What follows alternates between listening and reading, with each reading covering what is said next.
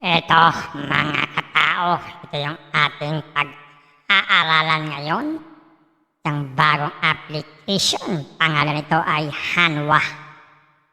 So, alamin natin kung pwede tayong kumita dito ng libre.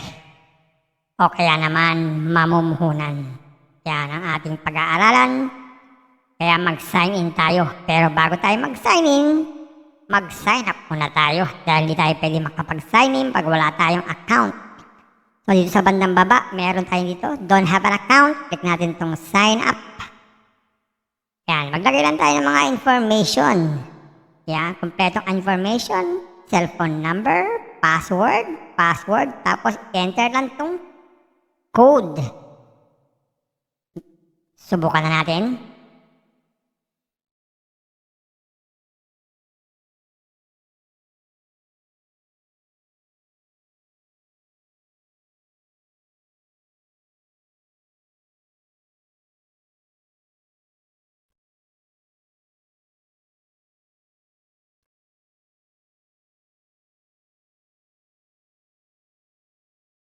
Yan, mga katao, pag ganyang kompleto na, i-click lang natin ang register. Yan, naka-register na tayo. So, unahin na natin yung ating option number 1, hanapin ang mga libre. Saan ba mga libre dito? So, punta muna tayo dito sa ating account, dito sa parang tao, sa bandang kanan, sa baba. Baka naman makakita tayo dito ng libre. Dito tayo sa libre. Ayan, may nakita tayo dito. Libre. 20 pesos. Meron pala silang binibigay ditong 20 pesos na libre pag tayo ay nag-sign up. Ano pa kaya ang libre dito? Hanapin pa natin. So mukhang wala na. Yung sa my order, minsan meron dyan. Ayun, meron pa pala ditong libre.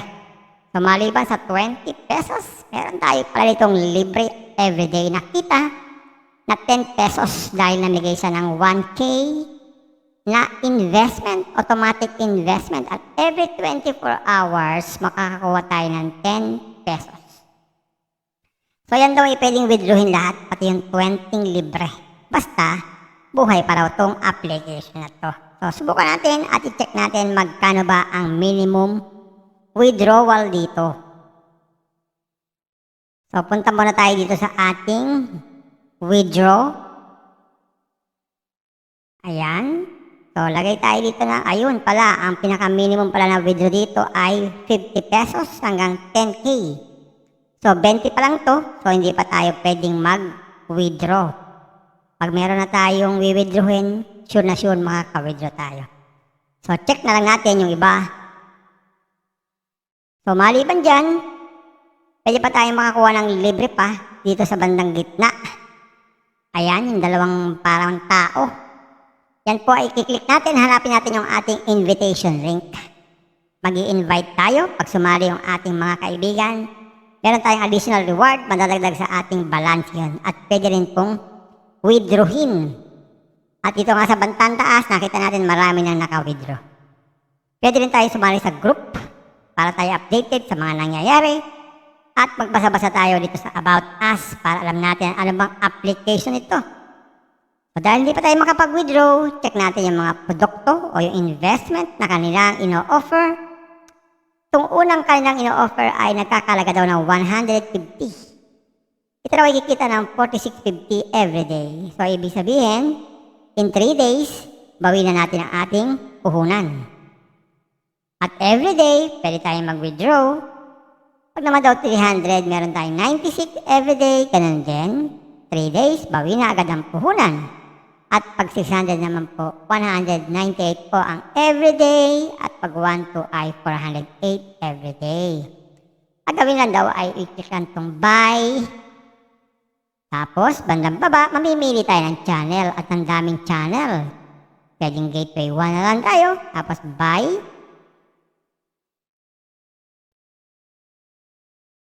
Yan. Tapos mapupunta tayo sa QR code ng GCash. I-open po natin ang GCash natin o kaya naman po ay ito. Scan itong QR code. Mag-transfer ng fund. Pag naka-transfer tayo ng fund, ayun. meron na tayong investment. Pwede na tayong mag-withdraw every day. So ano pa ba? So yun, ang pag-i-invest. So wala na tayong ibang makikita dito, kundi ganun lang. So ayan, nakita natin mga katao. Isang investment o application, pwede tayong kumita. Libre. O kaya naman mamumuhunan at least 150. So nasa sa inyo yan, mga katao. Kung kayo ay papasok sa ganitong application o negosyo. So kayo na ang mamimili. Sa libre ba kayo o sa may puhunan? Ingat-ingat sa pagpili. Baka po tayo magkamali.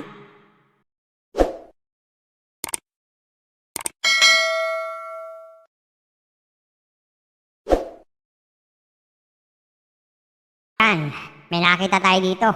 Libre. 20 pesos. Meron pala silang binibigay ditong 20 pesos na libre pag tayo ay nag-sign up. Ano pa kaya ang libre dito? Hanapin pa natin. So mukhang wala na. Yung sa my order, minsan meron dyan. Ayun, meron pa pala ditong libre.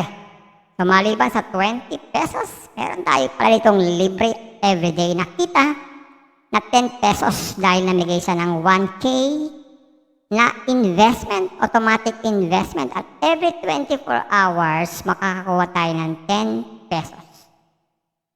So yan daw ay pwedeng withdrawin lahat, pati yung 20 libre. Basta, buhay pa raw tong application na to. So subukan natin at i-check natin magkano ba ang minimum withdrawal dito. So punta muna tayo dito sa ating withdraw. Ayan. So, lagay tayo dito na, ayun pala, ang pinaka-minimum pala na withdraw dito ay 50 pesos hanggang 10K. So, 20 pa lang to. So, hindi pa tayo pwedeng mag-withdraw. Pag meron na tayong withdrawin, sure na sure makaka-withdraw tayo. So, check na lang natin yung iba. So, maliban dyan, pwede pa tayong makakuha ng libre pa dito sa bandang gitna. Ayan, yung dalawang parang tao. Yan po ay kiklik natin, hanapin natin yung ating invitation link. Mag-i-invite tayo pag sumali yung ating mga kaibigan. Meron tayong additional reward, madadagdag sa ating balance yun. At pwede rin pong withdrawin. At dito nga sa bantang taas, nakita natin marami nang naka-withdraw. Pwede rin tayo sumali sa group para tayo updated sa mga nangyayari. At magbasa-basa tayo dito sa About Us para alam natin ano bang application ito. So dahil hindi pa tayo makapag-withdraw, check natin yung mga produkto o yung investment na kanilang ino-offer. Itong unang kanilang ino-offer ay nagkakalaga daw ng 150. Ito raw ay kikita ng 46.50 everyday. So ibig sabihin, in 3 days, bawin na natin ang ating puhunan. At everyday, pwede tayong mag-withdraw. Pag naman daw 300, meron tayong 96 everyday, ganun din. 3 days, bawi na agad ang puhunan. At pag 600 naman po, 198 po ang everyday. At pag 1-2 ay 408 everyday. Ang gawin lang daw ay i-click lang itong buy. Tapos, bandang baba, mamimili tayo ng channel. At ang daming channel. Pwedeng gateway 1 na lang tayo. Tapos buy.